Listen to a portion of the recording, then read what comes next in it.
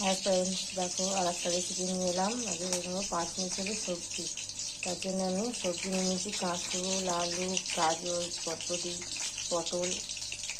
হচ্ছে কড়াই যে তেল দিয়ে দিয়েছি, কাঁচা লঙ্কা দিয়ে দিয়েছি। আমি এবার এগুলোকে ভেজে নেবো সবজিগুলোকে।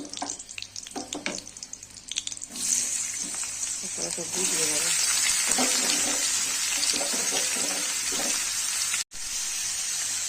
তারপর আমি নুন দিয়ে দিচ্ছি, হলুদ দিয়ে দিলাম, দিয়ে নেড়ে নেবো।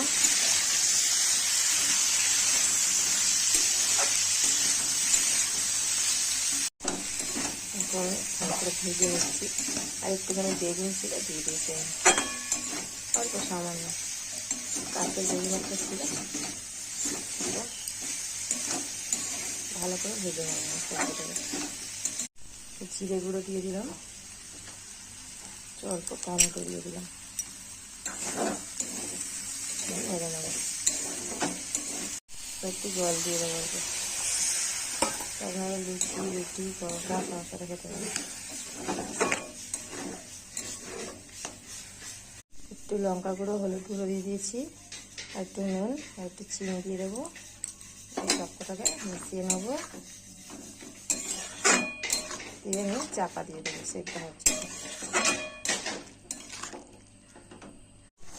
এখন তরকারিটা আমার হয়ে গেছে।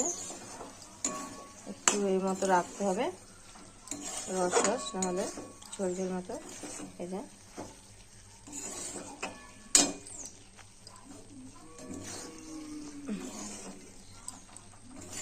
তরকারিটা আমার হয়ে গেছে। বেশি শুকনো করবো না, শুকনো এমনি হয়ে যাবে। সবজির মশলা দিয়ে দেবো।